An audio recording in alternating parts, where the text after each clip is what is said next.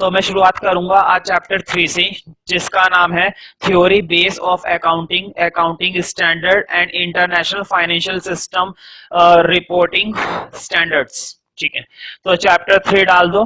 थोड़ी सी बातें लिखनी पड़ेंगी। ठीक है, ऐसा नहीं है बस मैं थ्योरी कराने में लग रहा हूँ, प्रॉपर टेस्ट वगैरह भी होगा इसका, तो टेस्ट के बारे में मैं जरूर बता दूंगा क्लास में। ठीक है, फिलहाल आज तुम्हें थोड़ा सा पार्ट लिखना पड़ेगा। ठीक है, चैप्टर 3 के अंदर हेडिंग डाल देना, शॉर्ट में डाल देना IFRS, IFRS, AS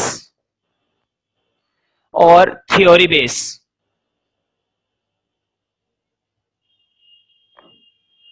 IFRS का मतलब है international financial reporting standard, AS का मतलब है अकाउंटिंग स्टैंडर्ड, और थ्योरी बेस मतलब यहां पर हम थोड़े से कंसेप्ट के बारे में पढ़ेंगे। कंसेप्ट पढ़ना बहुत जरूरी है।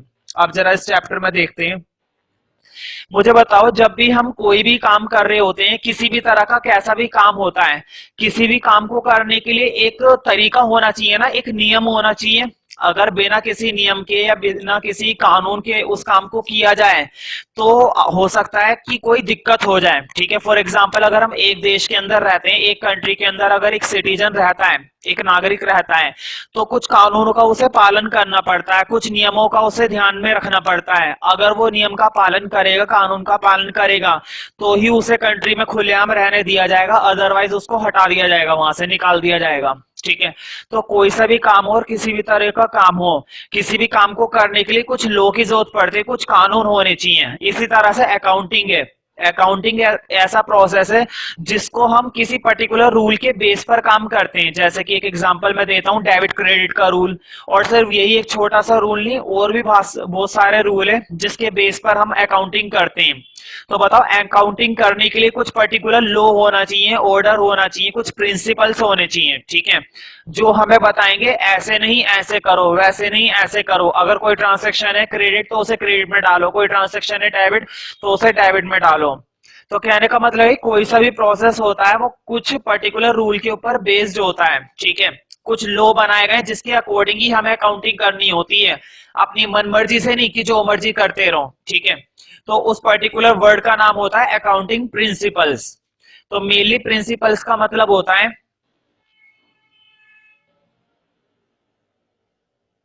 प्रिंसिपल्स की हम बात करते हैं लॉ की, इसके अंदर मेनली बात हो जाती है लॉ, ऑर्डर वगैरह। मतलब ये हमें बताते हैं कि कौन सा अकाउंटिंग प्रोसेस कैसे किया जाएगा, इसके तहत ही हमें अकाउंटिंग की जाती है। इसके बिना हम अकाउंटिंग का कोई सा भी प्रोसेस नहीं कर सकते। तो अकाउंटिंग प्रोसेस के अंदर हमें जरूरत पड़ती है कुछ प्रिंसिपल्स की, जो सारे प्रिंसिपल यहाँ पर बताए जाएंगे। तो पहले तो एक बेसिक सी डेफिनेशन लिखनी है, अकाउंटिंग प्रिंसिपल इसका मतलब क्या होता है। तो चैप्टर डाल दिया है तुमने, नंबर 1 पॉइंट लिखना, अकाउंटिंग प्रिंसिपल्स। तो अकाउंटिंग प्रिंसिपल कहने का मतलब किसी भी काम को करने के लिए जो लॉ बनाए गए हैं, उन लॉ के अकॉर्डिंग ही हमें काम करना पड़ता है। ठीक है, तो प्रिंसिपल्स के लिए पहले एक छोटी सी डेफिनेशन लिखो। लिखो, it is the general law, it is the general law, bracket में लिख लेना रूल। लॉ का मतलब और कुछ नहीं, रूल भी होता है। It is the general law adopted, it is the journal law adopted। और बताओ, जब भी हम अकाउंटिंग के अंदर किसी भी तरह का प्रोसेस करते हैं, कोई सा भी काम करते हैं अकाउंटिंग के अंदर, इस लॉ के अकॉर्डिंग ही करेंगे, लॉ के अगेंस्ट करेंगे? हमेशा लॉ के अकॉर्डिंग ही किया जाता है। इसका मतलब ये हुआ कि लॉ हमें एक तरीके से गाइड करते हैं कि ये काम करना है और ये काम नहीं करना है। ठीक है, जनरल रिजर्व बनाना है कंपनी को तो बनाना है, उसे अपनी बैलेंस शीट बनानी है तो बनानी है। ठीक है, जैसा लो बोलेगा बिल्कुल वैसे ही करेंगे, बैलेंस शीट नहीं बनानी है तो नहीं बनाएंगे। ठीक है, लो के अगेंस्ट काम नहीं करते, लो को फॉलो करते हुए करते हैं। इसका मतलब ये हुआ कि जितने भी लो बनाए गए वो सारे लो हमें क्या करते हैं, गाइड। अगर लॉ हमें गाइड ना करें तो कौन करेगा? ठीक है, तो जितने भी लॉ बनाए गए हमारे लिए ही बनाए गए, अकाउंटिंग के लिए ही बनाए गए। It is the general law adopted, adopted का मतलब होता है अपनाना, adopted as a guide, adopted as a guide, जिनको हम गाइड की तरह इस्तेमाल करते हैं। As a guide to settle, to settle the business transactions, to settle, to settle the business transactions, to settle the business transactions. मतलब अगर हमें किसी भी तरह की कोई सी बिजनेस ट्रांजेक्शन को सेटल करना है तो हम इस लॉ के अकॉर्डिंग ही करेंगे, प्रिंसिपल्स को ध्यान में रखते हुए ही करेंगे। ठीक है, ऐसे नहीं कर सकते।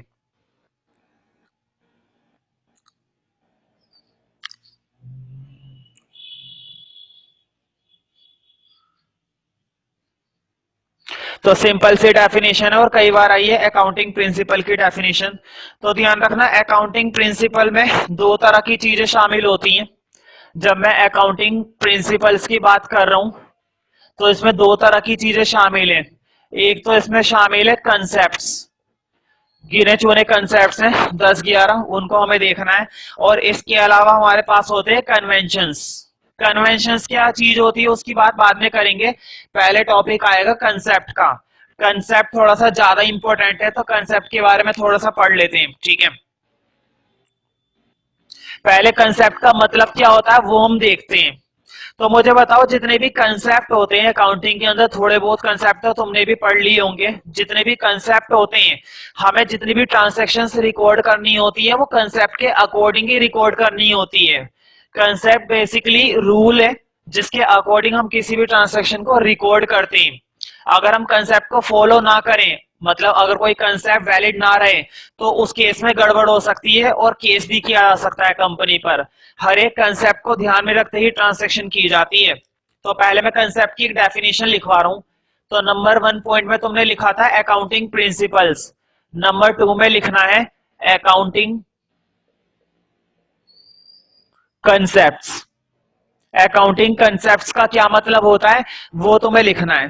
तो अकाउंटिंग कंसेप्ट में लिखो, लिखो these are the, these THESE, these are the basic fundamental, these are the basic fundamental assumptions। assumptions का मतलब होता है मान्यता, मतलब कानून।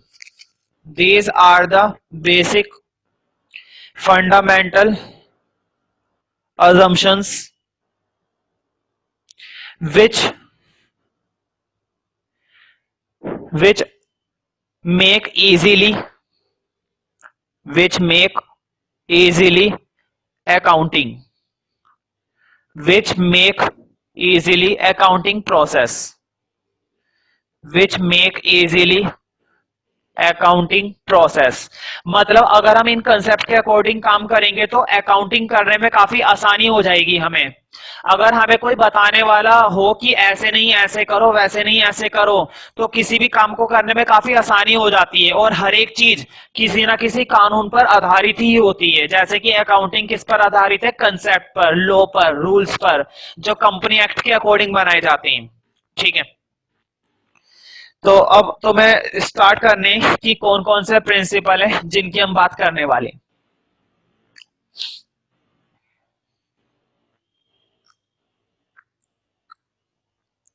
तो पहले स्टार्ट करने से पहले प्रिंसिपल के कुछ फीचर्स देख लेते हैं। तो इस चैप्टर का फर्स्ट हेडिंग डालना, features of accounting principles, features of accounting principles. ठीक है, पहला फीचर देखते हैं। मुझे बताओ, बेशक अकाउंटिंग को करने के लिए कुछ प्रिंसिपल बनाए गए, कुछ लॉ बनाए गए, कुछ कंसेप्ट बनाए गए, लेकिन क्या ये कंसेप्ट खुद ही बने या हम ही लोगों ने बनाए? इन प्रिंसिपल को बनाने के पीछे भी किसका हाथ है? हम ही लोगों का हाथ है। मतलब जितने भी प्रिंसिपल्स होते हैं उनकी पहली खासियत ये है कि जितने भी प्रिंसिपल होते हैं सारे प्रिंसिपल कैसे होते हैं? Man made. कोई सा भी प्रिंसिपल अपने आप नहीं बनता। किसी काम को करने के लिए अगर कोई कानून बनाना है या कोई रूल बनाना है तो कैसे बनाया जाता है? Man made. व्यक्ति ही बनाता है ताकि व्यक्ति की सुविधा हो जाए। पर्सन ही बनाते हैं पर्सन के इस्तेमाल के लिए, ठीक है। तो पहली खासियत तो यही है कि जितने भी प्रिंसिपल होते हैं वो सारे प्रिंसिपल कैसे होते हैं? Man made. तो लिख दो पहला फीचर, मैन मेड प्रिंसिपल्स। जितने भी प्रिंसिपल्स होते हैं हमेशा मैन मेड होते हैं, मतलब इंसान द्वारा ही बनाए जाते हैं इंसानों की सहायता के लिए। तो लिख लो इसके अंदर थोड़ी सी बातें लिखो। All principles are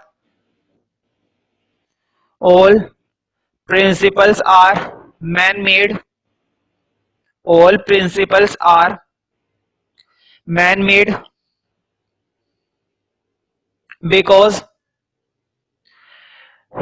because principles are not occurred because principles are not occurred naturally।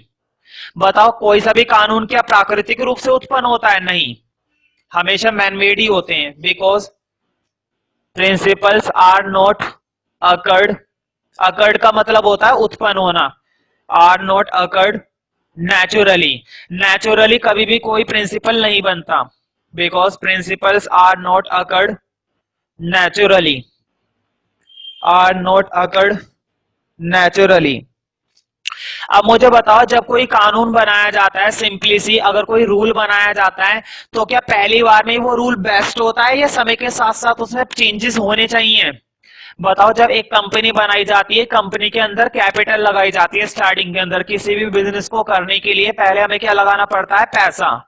जब तक तुम पैसा नहीं लगाओगे तब तक तुम उस बिजनेस को प्रोसेस नहीं कर सकते। तो बताओ कैपिटल तुमने एक बार इन्वेस्ट कर दी, जिंदगी भर उतनी ही कैपिटल चलती रहेगी या हमें समय समय पर उसमें कैपिटल लगानी पड़ेगी? ध्यान रखना समय समय पर हमेशा हमें कैपिटल उसके अंदर इन्वेस्ट करनी पड़ती है। इसका मतलब ये हुआ कि जो प्रिंसिपल्स बनाए गए ये प्रिंसिपल्स भी समय के साथ साथ बदलते रहते हैं, ठीक है। यानी कि खास बात ये हुई कि प्रिंसिपल के अंदर एक खासियत और होती है कि सारे प्रिंसिपल कैसे होते हैं? फ्लेक्सिबल। फ्लेक्सिबल का मतलब ये होता है कि प्रिंसिपल को समय के अनुसार बदल लेना चाहिए। अगर किसी चेंज की रिक्वायरमेंट पड़ रही है, अगर कोई परिवर्तन की जरूरत है तो जरूरत है कि हम उस प्रिंसिपल को थोड़ा सा बदलें। हाँ, लेकिन अगर प्रिंसिपल फिक्स नेचर के होंगे, अगर प्रिंसिपल का नेचर कैसा होगा? फिक्स्ड, तो बताओ क्या प्रिंसिपल को हम बदल पाएंगे? नहीं। जबकि ऐसा करना नुकसानदायक बात है। कंपनी में दिन प्रतिदिन बदलाव होते रहते हैं, देश के अंदर बदलाव होते रहते हैं, किसी भी लेवल पे चेंजेस होते रहते हैं। और अगर उन चेंजेस को हमें इफेक्ट में लाना है तो जरूरत है कि हम किस चीज को अपनाएं? फ्लेक्सिबिलिटी को। तो प्रिंसिपल्स की दूसरी खासियत ये है कि जो प्रिंसिपल्स होते हैं वो कैसे होते हैं? फ्लेक्सिबल। तो नंबर 2 डालना, फ्लेक्सिबल प्रिंसिपल्स, या फिर यही लिख लो बस फ्लेक्सिबिलिटी, इतना बहुत है। फ्लेक्सिबिलिटी, ठीक है। फ्लेक्सिबिलिटी का मतलब होता है परिवर्तन किया जा सके, ठीक है। स्टिकनेस नहीं होनी चाहिए, फ्लेक्सिबिलिटी होनी चाहिए। फ्लेक्सिबिलिटी तो बहुत अच्छी चीज है वैसे भी। तो फ्लेक्सिबिलिटी में लिखो, फ्लेक्सिबिलिटी का मतलब होता है जिसमें चेंजेस किए जा सके समय समय के अनुसार और जरूरत के अनुसार। तो लिखो flexibility means when a situation occurs, flexibility means when a situation occurs, when a situation occurs in which a change is required, in which a change is required, in which a change is required in the principle, a change is required in the principle। मतलब ऐसी situation आ गई है कि principal में change करना जरूरी है।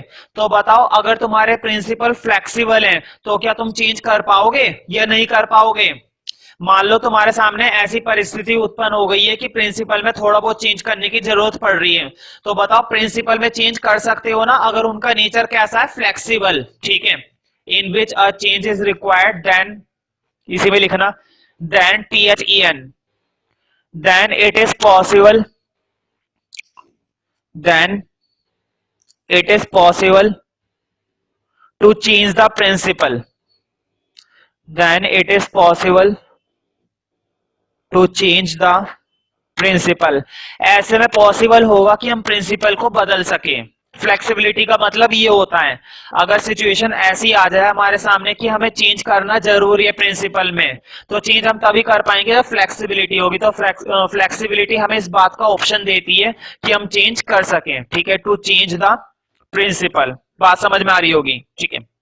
तो मुझे बताओ अगर एक अकाउंटिंग प्रिंसिपल आज बनाया गया है तो क्या वो परमानेंट नेचर का होता है? फ्लेक्सिबिलिटी का मतलब है हो सकता है वो बदलता रहे, ठीक है। तो ध्यान रखना अकाउंटिंग प्रिंसिपल परमानेंट नहीं होते, इसी में लिख लो, इसी के लिए फ्लेक्सिबिलिटी में ही लिखना है, लिखो फुल स्टॉप के बाद लिखना, accounting principles are not permanent, accounting principles are not permanent. Permanent का मतलब है हमेशा एक जैसे नहीं रहते, समय के साथ साथ ये बदलते रहते हैं और बदलाव होना तो बहुत जरूरी है। जीवन का मतलब ये होता है किसी भी लाइफ टाइम के लिए हम बात करते हैं तो उसमें चेंजेस होना बहुत जरूरी है, ठीक है। Accounting principles are not permanent and change with time, समय के साथ साथ बदलते हैं, and change with time, and change with time, change with time. तो बताओ जितने भी अकाउंटिंग प्रिंसिपल्स बनाए गए हर एक बिजनेस को, हर एक कंपनी को, छोटा लेवल बड़ा लेवल, जो भी गवर्नमेंट के थ्रू ऑपरेटेड है, मतलब जो वैलिडेट है, ठीक है, लिमिटेड है, ठीक है, तो बताओ हर एक प्रिंसिपल की खासियत ये है ना कि हर एक कंपनी को फॉलो करना पड़ेगा, हर एक छोटे से छोटे कारखाने को, बड़े से बड़ी कंपनी को उसे एक्सेप्ट करना ही होगा, ठीक है। तो प्रिंसिपल का तीसरी खासियत ये होती है कि हर कोई इन्हें एक्सेप्ट करता है, ठीक है। और अगर हाँ कोई प्रिंसिपल कुछ ज्यादा ही वैसा है हैवी जो लोगों के हित में नहीं है, लोगों के बेनिफिशियल नहीं है कंपनी वगैरह के, तो सारी कंपनी खड़ी भी हो सकती है उस प्रिंसिपल के लिए कि इस प्रिंसिपल को हटाना चाहिए, ठीक है, ऐसा हो सकता है क्योंकि फ्लेक्सिबिलिटी है। अगर कोई प्रिंसिपल ऐसा बन जाए जो किसी कंपनी को एक्सप्लॉइट कर रहा है बुरी तरह से, मतलब उसका शोषण हो रहा है, कंपनी के लिए अच्छा नहीं है वो प्रिंसिपल, तो सारी कंपनीज एक्ट के अकॉर्डिंग इसको रिमूव करवा सकती है, ठीक है। खैर तीसरा फीचर लिखो, एक्सेप्टेड बाय ऑल। तीसरी खासियत ये कि जो प्रिंसिपल्स बनाए गए हैं उन्हें एक्सेप्ट किया जाता है सभी के द्वारा, हर कंपनी, हर कारखाना, हर प्रोड्यूसर इसको एक्सेप्ट करता है। तो अकाउंटिंग प्रिंसिपल के लिए लिखना एक्सेप्टेड वाले में, ठीक है, लिखो principles are the, principles are the guidelines, principle are the guidelines for, principle are the, principles are the guidelines, guidelines का मतलब है ये उन्हें गाइड करती हैं, are the guidelines for accounting, for accounting, principles are the guidelines for accounting and generally accepted by all, and generally, and generally accepted by all, हर बंदा हर कंपनी से एक्सेप्ट करती है, and generally accepted by all.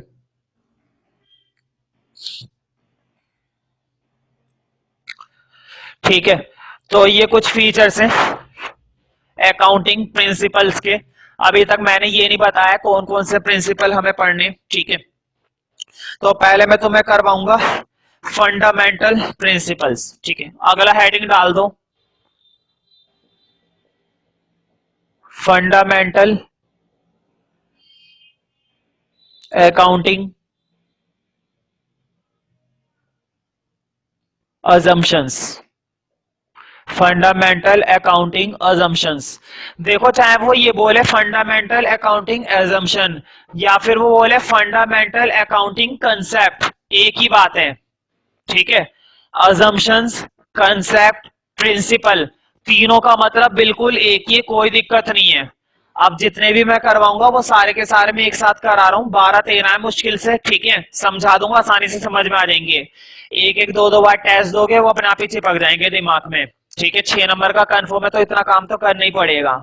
चाहे वो बोले fundamental accounting assumption, accounting concept, accounting principles, एक ही बात है, ठीक है। तो एक एक करके सारे पढ़ेंगे, ठीक है। पहले शुरू के 3 देख लेते हैं। हाँ, फर्स्ट लिखना, पहला पहला कंसेप्ट है तुम्हारा गोइंग, सबसे इंपॉर्टेंट है going concern, going concern assumption,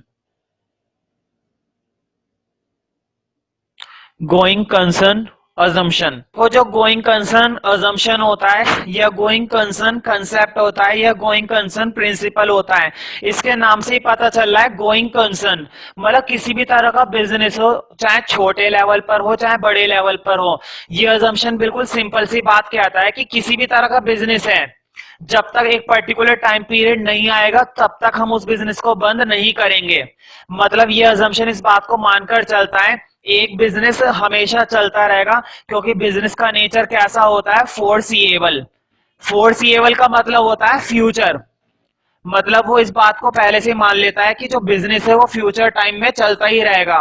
वो बात अलग है अगर हमारे पास ऐसा एविडेंस मिल जाए, हमारे पास कोई ऐसा सबूत मिल जाए कि बिजनेस को बंद करना पड़ रहा है। फॉर एग्जांपल अगर मैं तुमसे कह रहा हूं पूरे साल भर में खर्चा ही होता रहा है और उसके मेरे पास पूरे कंप्लीट रिकॉर्ड है, तो मैं लॉ के अंदर कोर्ट के अंदर इसको अप्लाई कर सकता हूं कि हमें बिजनेस बंद करना है तो हम उस बिजनेस को बंद कर सकते हैं।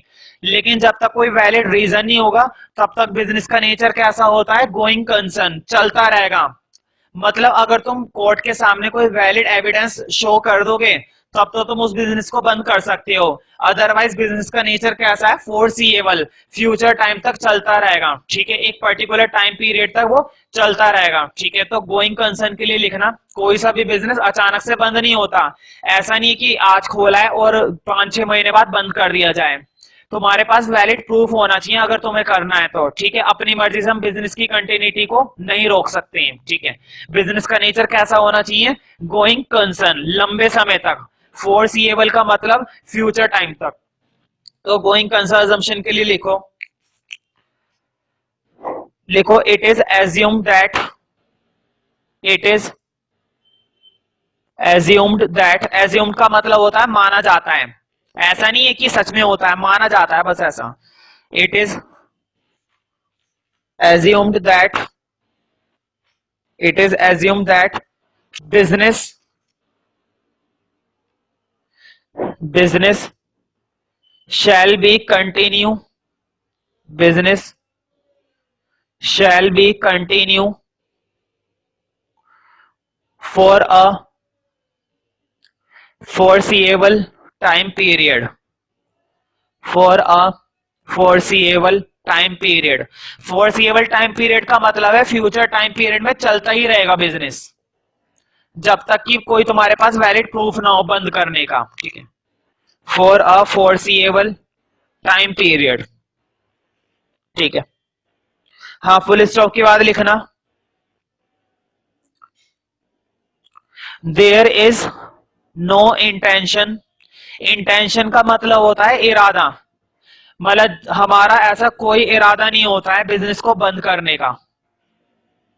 देयर इज नो इंटेंशन, हमारी ऐसी कोई इच्छा नहीं होनी चाहिए बिजनेस को बंद करने की जब तक हमारे पास कोई प्रूफ ना हो, ठीक है। There is no intention to close the business, to close the business unless, to close the business, to close the business unless, unless we have a solid evidence, मतलब जब तक हमारे पास कोई solid evidence ना हो, unless we have a solid evidence, solid evidence of closure, solid evidence of closure मतलब हम close करना तभी पसंद करेंगे जब हमारे पास उसका ठोस वजह होगी। ठीक है, हो सकता है बिजनेस घाटे में जा रहा हो तब तो भी बंद ही करना पड़ेगा, हो सकता है कैपिटल ना बची हो हमारे पास तब भी बंद करना पड़ेगा। ठीक है, उस केस में हम बिजनेस को कैरी ऑन नहीं कर सकते, तब तो हमें इस अजम्पशन को तोड़ना ही पड़ेगा। ठीक है, लेकिन वो भी प्रूफ के साथ। सॉलिड एविडेंस ऑफ क्लोजर, हाँ नोट के अंदर लिखना, लिखो this assumption, this assumption valid for, this assumption valid for all the companies, valid for all the companies and all business nature, हर एक बिजनेस के लिए।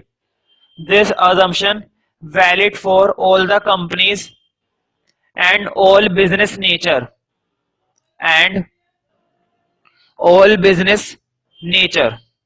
ठीक है, assumption लिखना capital B,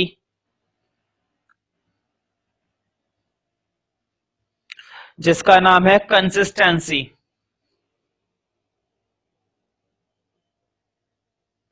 consistency assumption,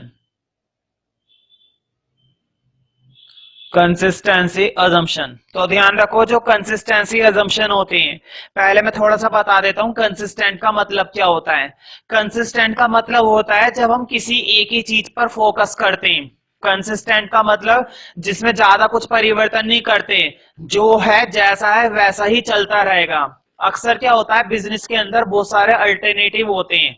business के अंदर क्या किसी भी काम में देख लो बहुत सारे ऑप्शंस होते हैं, लेकिन अब जरा सोचो अगर हम 12 ऑप्शन बदलेंगे, इस महीने ये करा, पिछले महीने ये करा, इस साल ये करा, पिछले साल ये करा, तो बहुत सारे ऑप्शंस है हमारे पास। ऐसे में 12 ऑप्शंस सेलेक्ट करना उसमें टाइम वेस्ट होता है, और सही ऑप्शन को चूज करना उसका भी एक सबसे बड़ी दिक्कत है। ठीक है, तो बढ़िया रहता है कि हम किसी पर्टिकुलर ऑप्शन को पकड़े और उसी को सालों साल चलाते रहें। मैं ये नहीं कह रहा कि उसी पर्टिकुलर ऑप्शन को हम पकड़कर पूरे साल भर चलाएंगे, चेंज करते रहेंगे 5 साल बाद 10 साल बाद, लेकिन पर्टिकुलर टाइम पीरियड के लिए तो कंसिस्टेंसी बनी रहेगी ना। एक एग्जांपल देता हूं, जैसे हमारा डेप्रिसिएशन होता है जब कोई हम एसेट खरीदते हैं, तो एसेट पर अगर हम कोई एसेट खरीद रहे हैं, सपोज हमने फर्नीचर खरीदा है, तो बताओ आज अगर हमने कोई फर्नीचर खरीदा है तो पूरे साल भर उसकी उतनी ही वैल्यू रहेगी। अगर आज हमने फर्नीचर खरीदा है 10,000 का, तो हो सकता है 1 साल बाद उसकी वैल्यू 10,000 की ना रहे, क्योंकि थोड़ा बहुत घिसने लगता है।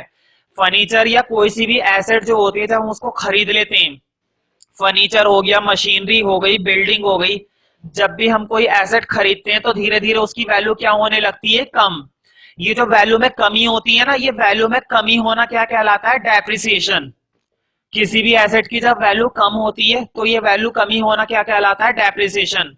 तो ध्यान रखना अकाउंटिंग के अंदर डेप्रिसिएशन कैसे कैलकुलेट करें, तो मैं भी पता नहीं है। अकाउंटिंग के अंदर 2 मेथड दिए गए डेप्रिसिएशन कैलकुलेट करने के लिए, रिटर्न डाउन वैल्यू मेथड और स्ट्रेट लाइन मेथड। ठीक है, अब दो मेथड है बिजनेस के अंदर हमारे पास डेप्रिसिएशन को कैलकुलेट करने के लिए, 2 मेथड हैं, स्ट्रेट लाइन मेथड और रिटर्न डाउन वैल्यू मेथड। अब हमारे ऊपर ऑप्शन है कि हम कौन से ऑप्शन को चूज करें, रिटर्न डाउन को चूज करें या स्ट्रेट लाइन को। अब देखो कंसिस्टेंसी असम्पशन क्या कहता है, ये कहता है अगर तुमने आज स्ट्रेट लाइन मेथड चूज कर लिया है, अगर इस साल तुमने स्ट्रेट लाइन मेथड को चूज करा है, तो कम से कम 5 साल तक 10 साल तक तुम्हें उसी मेथड को चूज करना पड़ेगा कंसिस्टेंटली।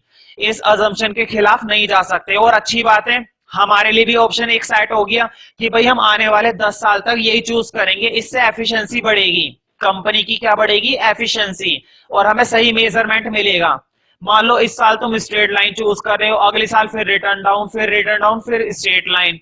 इससे रफ आइडिया में पता नहीं चलेगा कि डेप्रिसिएशन किस तरह से कैलकुलेट किया जाए। बार बार अलग अलग तरीके से हमें डेप्रिसिएशन निकालना पड़ता है दोनों मेथड में। ठीक है, तो बढ़िया रहता है कि हम कंसिस्टेंसी अजम्पशन को फॉलो करें, और यही हर एक बिजनेस के लिए बढ़िया रहता है। तो इस कंसिस्टेंसी अजम्पशन में थोड़ा सा लिखना, लिखो according to this assumption, according to this assumption when when one particular option is selected, when one particular option is selected, मतलब जब हम कोई विशेष ऑप्शन सेलेक्ट कर लेते हैं तो हमें सालों साल वही सेलेक्ट करके रखना पड़ेगा. when one particular option is selected, then this option then this option should be applied, then this option should be applied year after year, सालों साल वही ऑप्शन चूज करेंगे. then this option should be applied, then this option, applied का मतलब उसी option को हम use करेंगे हर साल. then this option should be applied year after year, then this option should be applied year after year. लिख लो. this assumption full stop के बाद, this assumption makes efficiency, this assumption makes efficiency and comparability, this assumption makes efficiency, board पे लिखा हुआ है efficiency and comparability, comparability मतलब हम compare भी कर सकते हैं. मुझे बताओ, अगर तुमने इस साल डेप्रिसिएशन कैलकुलेट करा स्ट्रेट लाइन मेथड से, अगली साल कैलकुलेट करा रिटर्न डाउन वैल्यू मेथड से, तो क्या कंपेयर कर पाओगे? जब तुम्हारे मेथड ही अलग हो गए तो डेप्रिसिएशन भी अलग ही निकलेगा. दोनों मेथड से जो डेप्रिसिएशन आता है ना कैलकुलेट करके, वो डेप्रिसिएशन अलग आता है. ठीक है, और वो डेप्रिसिएशन कैसे कंपेयर कर लोगे जब दोनों के मेथड ही अलग हैं. ठीक है, तो अगर तुम किसी एक ही मेथड को चूज करोगे सालों साल तो तुम कंपेयर भी कर सकते हो कि इस साल डेप्रिसिएशन ज्यादा रहा या पिछले साल ज्यादा था. ठीक है, तो कंपेयर करने से रफ आइडिया मिल जाता है कि अब हमें सही से इस्तेमाल करना चाहिए अगर ज्यादा है या कम है. ठीक है, लेकिन अगर मेथड ही डिफरेंट डिफरेंट चूज कर रहे हो बार बार तो तुम कंपेयर और एफिशिएंसी नहीं ले पाओगे. ना तो तुम कंपेयर कर पाओगे, ना ही तुम एफिशिएंसी अचीव कर पाओगे. एफिशिएंसी का मतलब होता है किसी भी काम को अच्छे से करना. जब हम एक ही मेथड को सालों साल करेंगे तो उसमें हम धीरे धीरे माहिर हो जाएंगे, लेकिन तुम बार बार अपना मेथड बदल रहे हो तो उससे फिर एफिशिएंसी नहीं आ पाएगी. हाँ, इसके बारे में बाकी की बातें नोट में लिखना. कंसिस्टेंसी प्रिंसिपल के बारे में, कंसिस्टेंसी अजम्पशन के बारे में थोड़ी सी बातें नोट में लिखना. हाँ, नोट में लिखो. this concept is important. मुझे बताओ इस कंसेप्ट को तुम कब अप्लाई करोगे? ये जो कंसेप्ट है हमारे पास, ये कंसेप्ट हम तभी तो अप्लाई करेंगे जब हमारे पास बहुत सारे ऑप्शन हैं. जब ऑप्शन ही ले दे के एक है तो क्या ये कंसेप्ट जरूरत पड़ेगी? इस कंसेप्ट की जरूरत मेनली तब होती है जब हमारे पास ऑप्शंस बहुत सारे हो यार, कौन सा सेलेक्ट करें. तो ये कंसेप्ट हमें बताएगा कि जो ऑप्शन तुमने पिछले साल चूज करा था वही ऑप्शन इस साल चूज करो, वही ऑप्शन अगले साल चूज करो और वही ऑप्शन उससे अगले साल चूज करो. लेकिन जब तुम्हारे पास ले दे के ऑप्शन ही एक है तो बताओ इस प्रिंसिपल की जरूरत पड़ेगी क्या? फिर नहीं, फिर जरूरत नहीं है. फिर ऑप्शन ही एक है, तब तो हमें वही करना है, तब तो कंसिस्टेंसी अपने आप ही आ जाएगी. अगर तुम्हारे पास वैरायटी एक है तब तो तुम्हें वही चूज करना है, कोई और चूज करने की बिल्कुल भी जरूरत नहीं मानी जाएगी. ठीक है, वही ले दे के चूज करना पड़ेगा तुम्हें. ठीक है, तो लिख लो. This concept is important when this concept is important when alternative का मतलब होता है ऑप्शंस, मतलब जब हमारे पास बहुत सारे ऑप्शंस होते हैं. when alternatives, यहां पर लिखा हुआ है बोर्ड पे, when alternatives are equally acceptable, और उनको हम आसानी से इक्वली एक्सेप्ट कर सकें. ठीक है, when alternatives are equally acceptable, equally acceptable. तुम्हें ऐसा लग रहा है कि यार ये भी एक्सेप्ट करना चाहिए, ये वाला ऑप्शन भी एक्सेप्ट करना चाहिए, ये भी करना चाहिए, अब तुम कंफ्यूज हो कि कौन सा करें। तो इस प्रिंसिपल के अकॉर्डिंग हमें ध्यान रखना है कि हमने जो पिछले साल फॉलो करा था वही इस साल फॉलो करेंगे, ठीक है। ऐसी दिक्कत हमें तब होती है जब इक्वली एक्सेप्टेड होते हैं सारे principles. Equally acceptable, second point लिखो।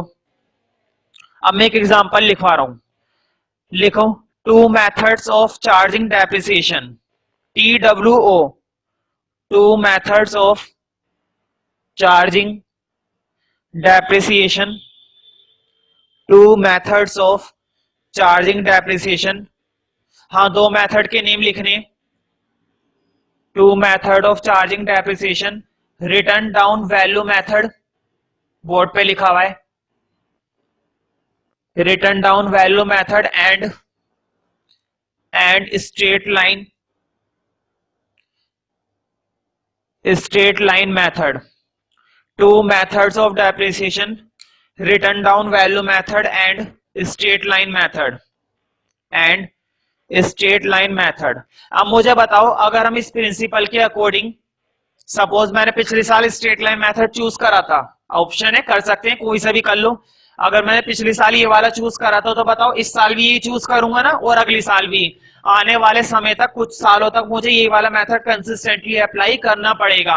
अगर मैंने एक साल ये करा और वो वाला अगले साल करा तो ये अजम्पशन टूट जाएगा, ठीक है। और फिर उसके खिलाफ तुम्हारे लिए कुछ भी किया जा सकता है, केस वगैरह, ठीक है। तो अजम्पशन भी टूटना चाहिए, किसी भी कंपनी को, किसी भी बिजनेस को अलाउड नहीं है कोई सा भी अजम्पशन तोड़ना, ठीक है। तो थर्ड पॉइंट में लिखना, लिखो according to this assumption, according to, third point में लिखना नोट के अंदर, according to this assumption, if we choose straight line method, according to this assumption, if we choose straight line method in the previous year, previous year मतलब पिछले साल, पिछले साल मैंने कौन सा मेथड चूज करा था, straight line. If we choose straight line method in the previous year, in the previous year, then we should apply this method consistently, then we should apply, then THEN, then we should apply this method consistently in the following years, आने वाले सालों में मुझे यही method choose करना पड़ेगा। then we should apply this method consistently, consistently की spelling लिखी हुई है, then we should apply this method consistently in the following year, in the following year।